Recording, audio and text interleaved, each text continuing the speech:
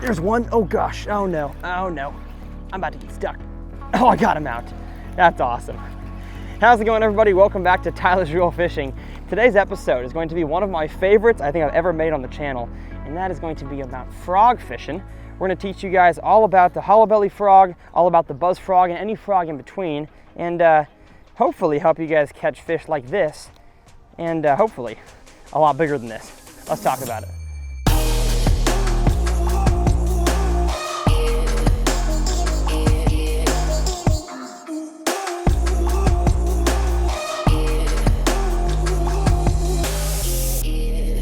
The frog, probably, you know what, not probably, it is my favorite lure to catch fish on.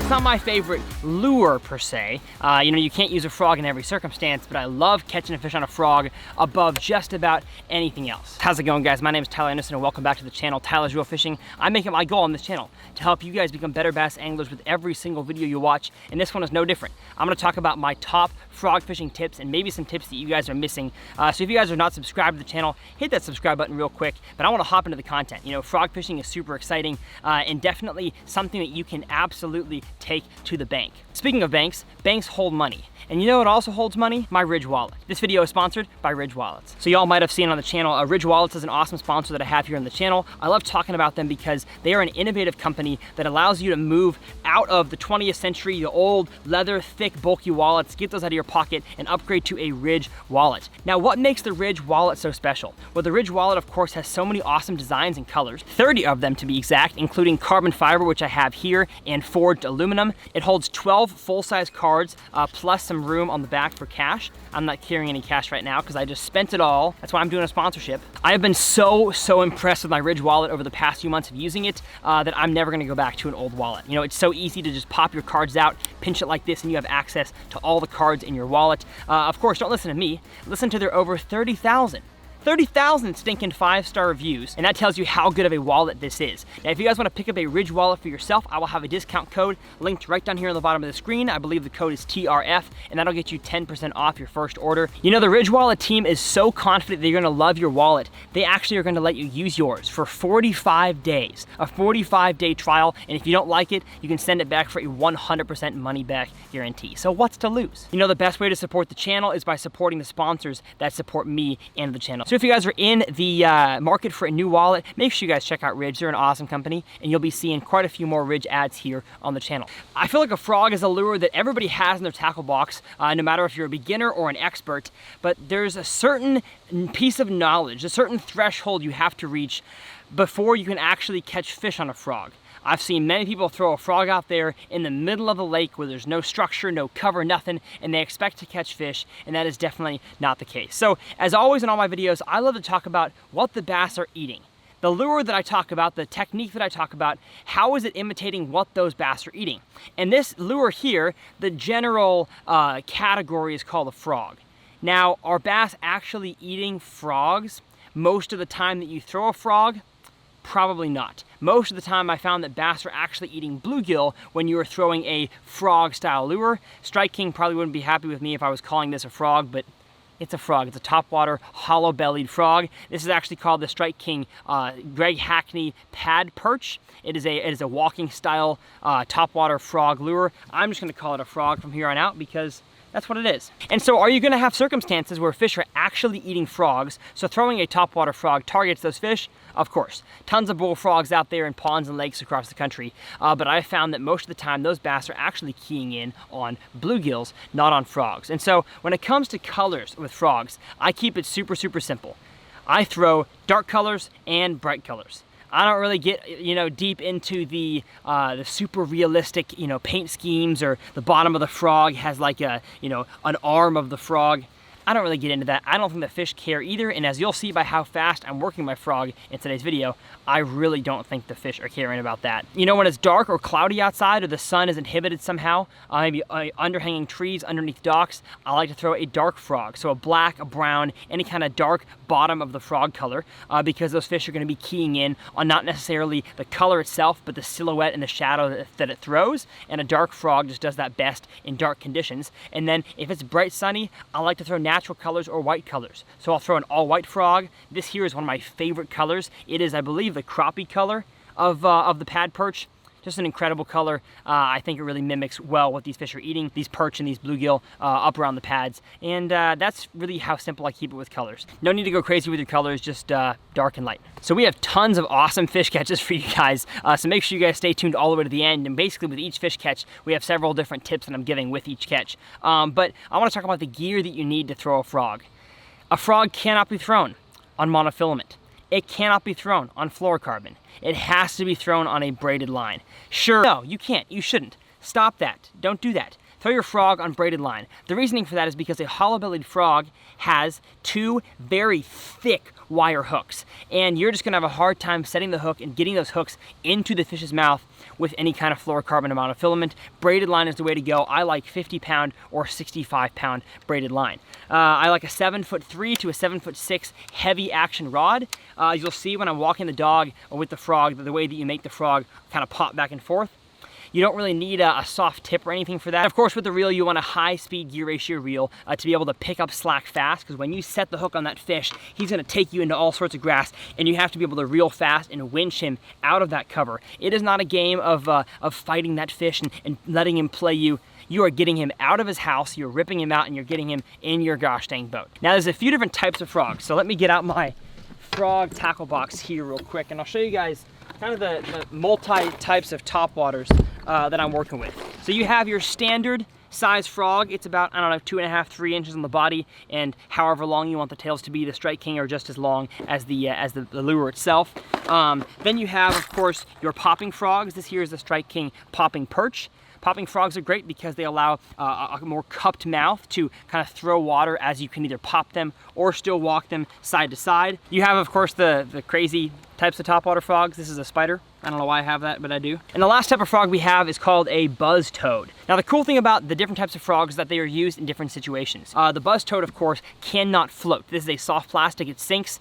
However, very slowly, it still does sink, and so I use this more to search water, a big open expanse of kind of barely flooded vegetation. I love throwing a buzz toad. You know, a big open field of lily pads where the pads are not choked together, where they're kind of separated. That is where a buzz toad is really, really efficient. But once you find where those bass are sitting at, I like to switch to the hollow belly frog, because while you can't work it as fast, you can keep this lure in the strike zone by walking it back and forth a lot more effectively than you can the buzz toad. So as we had cloudy, windy conditions this morning in this video, you're gonna see me throw the buzz toad, and as soon as the wind started to calm down, the sun poked out, I really got into that vegetation, into that thick cover, and threw around the hollow belly. So where the heck do you throw a frog? I've told you guys about the gear you need, the colors of frogs, where bass are eating frogs per se, bluegill frogs, crappie, whatever. Where are you going to throw this lure? This lure excels around shallow vegetation. I'm talking the matted hydrilla, milfoil, coontail, the edge of reeds, flooded sticks, anything like that that is nasty and up shallow is where the frog is going to excel, and it is definitely a shallow water technique, not a deep water technique. So if you're trying to throw a frog in open water, probably gonna be wasting your time. That's where it's especially crucial, as I talked about in my video on the top 5 tips for beginner anglers. If you guys missed that video, I'll have it linked below. The frog is especially crucial to know when to call it quits on a cast and make a new cast, and if you made a bad cast the first time, to make a recast and get your frog in the right position to catch a fish. So now that we've talked about positioning, colors, gear, let's hop on the front deck, show you guys exactly what I'm doing with this frog, and of course, catch some more fish. So now that we've talked about kind of the areas in which you throw a frog that are most effective, the gear you need to effectively catch fish on it, let's talk about how to walk the dog. Of course, there are times when you can frog fish and catch them without walking the dog, but in my experience, that is the best way to work a frog in the way that it was intended. And so I'm gonna make a cast out there with my bait caster. You can do it with a spinning rod, but not recommended. I'm gonna reel in my slack so the line is totally tight. I'm going to palm the reel completely. It's the way that I hold most of my reels, with the trigger of the bait casting rod in between my ring finger on my left hand and my pinky finger. I'm going to palm it with the my pointer finger on the rod like this, and I'm going to go, instead of like reeling it up and down like this, I'm gonna turn it over so it's kind of like at a, I don't know, 5 o'clock or 4 o'clock per se, and you're gonna just go twitch, twitch, twitch, twitch, twitch, with using your finger or your kind of your wrist as the propulsion method of which you twitch your rod tip. So just like you're fishing a jerkbait or a weightless fluke, exact same motion, just a lot more snappy. And you'll see what I'm doing is that I'm actually constantly reeling in my frog as I'm walking it. So reel in the slack, I'm gonna do a twitch reel, twitch reel, twitch reel, twitch reel. It's kind of like a constant motion. You have to get used to it. It's definitely not something that any angler is born with, but as soon as you learn it, no matter what position you're in, backwards, forwards, even working it backwards like this, being able to twitch and reel at the same time, it's kind of like a stuttered reel, is the only way to effectively work a frog. Part about frog fishing is that you want to keep your line basically tight, but just a tiny bit loose. So in order to walk the frog, you're not pulling from tight line to the frog and pulling it, because the frog is just kind of gonna porpoise like this if you do that. What you have to do is you have to keep the line relatively tight, and you are twitching about a foot or a foot and a half of slack in your line, and at the very end of your twitch is when you hit the frog, and that makes the frog move. So it's really important that you're not twitching. It's like if I twitch the end of the rod, boom, the frog is literally just porpoising up and down. You want to make sure that your line is almost tight, just a tiny bit of slack in there to be able to just twitch the slack. And like I said, it takes time to understand this, but once you do, you're gonna have some of the most fun days you've ever had. And of course, ideally the frog walks back and forth. Different frogs walk in different ways. The striking pad perch that I have here basically just walks left, right, if you do it right. And if you do it right, you're gonna catch fish like the ones that you are about to see. Now when it comes to setting the hook, this is the biggest issue that people have with a frog, is that you don't wait long enough. So you're gonna see plenty of fish catches in this video. My hook set percentage, I think I only lost like 1 fish today. Hook set is going to be very, very high as long as you get the bite, give them a second, and then set the hook. Most people are so excited, and of course they don't even have enough slack in their line because they're just porpoising their frog, that they get a bite, they set the hook, and they rip it out of the mouth and they lose the fish, and they complain, oh, frog fishing's hard, the hook set ratio is bad, or hookup ratio, they don't throw it. Well, if you learn to give the fish a second to return down to the bottom with it, they'll turn their face from eating the frog like this, where it's easy to pull the frog out, to when their mouth's pointed down, swimming down with it, it's a lot easier to get the hook into their mouth. So it's just a physics thing. You need to wait for that fish to turn its head and go back down to the bottom before you set the hook, even though it's hard. Even though a frog bite is exhilarating and awesome, you have to give them a second before you set the hook. So that is the end of all the general frog fishing for everybody tips. The rest of this video will consist of fish catches, and basically each fish catch, I catch it in a slightly different way, and I'm able to teach you guys different things about how to effectively catch fish on a frog. So let's jump into the fish catches. Holy crap. No way, that was insane. I hope y'all were able to see that. I don't know if you were or not. Oh, it's a pike. No wonder that bite was crazy. Holy smokes. That thing literally jumped like 4 feet over the pads to eat this thing. Holy, whew. Oh, my heart rate, man. I don't like pike. That's a nice one though. But even he got the frog good. That popping perch gets him real good. Whatever it is, man, they can suck it in real easily. So when fishing a big expanse of pads, as you can see here, it's very, very important to keep your rod tip higher when you make longer casts. And of course, as soon as your frog is in open water, you want to drop your rod tip and walk the dog regular. So the reason why I say that is because lily pads of any kind of variety, I don't care if they're small or big, they have a tendency to catch your line very, very easily because they're not necessarily going underneath the water. They just kind of sit on the top. Your line can easily go from sitting on top of it to kind of sliding as your boat moves or as your line moves from the wind. And so one thing you have to learn to do is work your rod tip higher to keep more of the line off of the pads as you're working kind of the farther into the expansive pads. And as soon as you get your frog closer to the edge, you can start to drop your rod tip because you don't have as high of a chance anymore of getting your line stuck on the pads. So like I said, I'll make a cast all the way in there. I'll keep my rod tip high.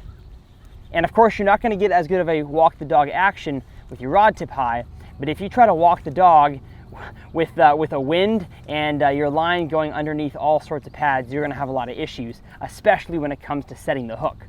You may be able to get the bite, but setting the hook when your line is underneath 17 different pads is going to be nearly impossible. And so I get it to about halfway in, and then I drop my rod tip to give it a better action for the rest of the cast. So very, very important that you understand what your line does with lily pads. And you're going to have times when the pads are not all that choked up like they are here, and so you can make a long cast and keep your rod tip down. But the majority of the time, you're going to have to keep your rod tip higher at the start, and then as soon as your frog gets closer to open water, like it is now, you can drop the rod tip and walk it regular.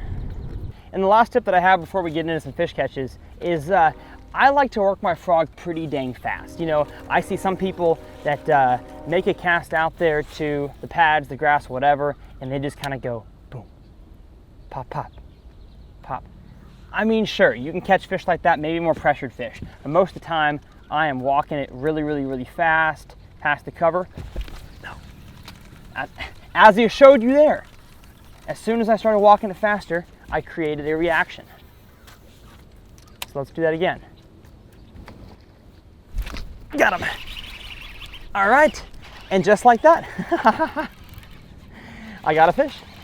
Not a bad one, not a big one either, but I just found that most fish react better to a frog when you work it fast and then give it a pause, as opposed to working it really, really slow the entire cast. Of course, that fish there ate it on the pause. Awesome. Heck to the yeah. Gonna go a little ding on that guy. I'm fishing a new lake today, never been here before, so I'm marking all of my fish catches on the Angler app so I can notice any patterns or trends in my catches. And as y'all can see, we got open water, so I'm working my frog like this. No need for the rod tip up in open water. But as soon as, let's say I'm done with this open area and I want to make a cast far in there, I'll put the rod tip up, work it as best as I can when it's far in there with the top of the rod tip, all about the wrist action, and then down. Oh my gosh, that was cool. That was fun. Don't be a pike, don't be a pike, be a bass. Oh, it's a, what is it? It's a bass. It's nothing, because it's gone. I think it was a small pike. I'm okay with that. But I got me a good old goobly goo of grass. Good thing I've got AFCO shorts to wipe my hands on, because that's nasty.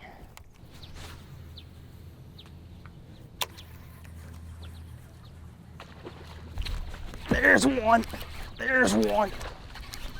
Get out of there. Get out of there. Ugh. What do I got? Oh, it's a big bass. It's a nice bass. It's a nice one. Yes. Let's go. Oh, that's what I'm talking about. Look at that big old chungus right there. Ate the pad perch in the mouth. Easy peasy. Ugh, and he was not coming off at all. Like that hook got him, you already seen the GoPro here. That hook got him in the nostril. Got it. Thank you, buddy. Ah, that's a heck of a fish right there. Only a 3-pounder, but that thing is fat. That's awesome. Gosh, what the heck is that? What the heck is that? Is that a bass? Is that a pike? Ugh. It's a, what is it? That's a pike. Gosh dang it. Oh no, it's not. It's a bass. It's a bass. It's a bass. Yes, it is. Let's go. Awesome. That right there is a good, healthy, chunky bass. And like I said, oops, sorry, there's a water spot right on the lens. Ouch. It felt fishy. Ha ha ha. Ding. Let's go. Let's clean off this water spot. So what I'm doing on a long cast like this, where, you know, like I talked about earlier, you could use a buzz toad, but because I've been catching them so well on the standard hollow belly frog, I'm making a long cast, and I'm working it mostly today, from what I figured out, is that the fish are mostly eating on the edges and in the pockets. Now, if the sun popped up, those fish would probably, hold up, those fish would probably, gosh, that's a nice one. They'd probably sit a little bit more underneath the mats themselves, but because it is cloudy, they're sitting out in the open. So I'm gonna keep doing that. I don't know why I'm hooking them in the bottom of the lip today, but at least I'm getting them in the boat. I can't hardly get through a talking moment without catching one. Like I said, the long casts are crucial when you're frog fishing, especially in an expanse like this. There's times, like I mentioned, when you're gonna have little target casts where long casts are not effective, but in situations like this, long casts help. Figuring out where those fish are and making sure you're keeping your bait in that specific strike zone, which today is the openings and the pockets, can lead to more fish like this. Yes, sir. Even though it's really shallow, these fish are still living in it. They don't really care how shallow it is. Oh my gosh! Holy smokes! That was crazy! Oh, that was crazy! Oh, that was crazy! That's a nice fish. Can you get the grass off maybe? Nah, I don't want to lose him. There we go. Yes. Tons of grass, tons of bass. I love it. I love it a lot. I love it so much. I'm never gonna stop loving it. Ah, that is awesome. Oh my goodness gracious. These fish are eating it like they've never seen it before, and it's awesome. I'm not sure if there's anything more fun than this. I really don't know. Like, I just gotta sit here and work this place apart, because obviously there's fish in places I'm not even trying to cast. Like that last cast, I was reeling in, giving up on the cast, and it took the rod out of my hand. So obviously these fish are stacked. And now that I think about it, what I'm doing right now by getting fish to eat fast is actually a method of frog fishing that my buddy Todd Castledine taught me on Sam Rayburn in Texas. And he casts his hollow belly frogs on pads like this and just like burns them back to the boat like that. And he misses almost all the fish that bite. But then of course the fish miss the frog, they're still aggravated. He knows exactly where that fish is and he casts right back to him and catches him almost every time. I remember that now. I filmed the show with him on Sam Rayburn and he was doing that. And obviously it works because I'm catching them. So give that a try next time you're fishing a big expansive field of pads. Just burn your frog back in. If a fish misses it, don't fret. You can cast right back there again and catch him.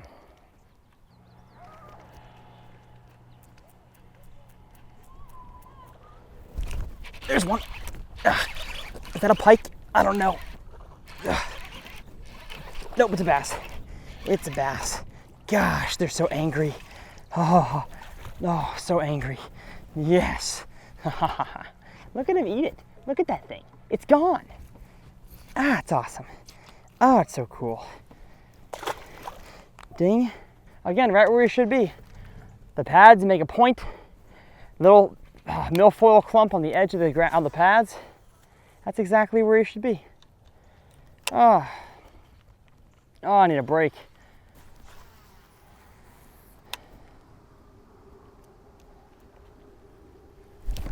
There's one.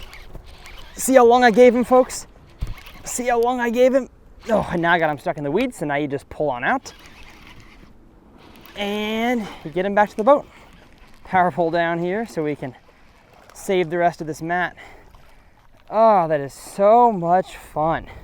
Well, everybody, thank you so much for watching Tyler's Reel Fishing. If you enjoy instructional content, learning how to catch more fish, you have found the right channel, so hit that subscribe button. But I think we're going to call it a day with this fish right here, and we'll see you all next time on TRF.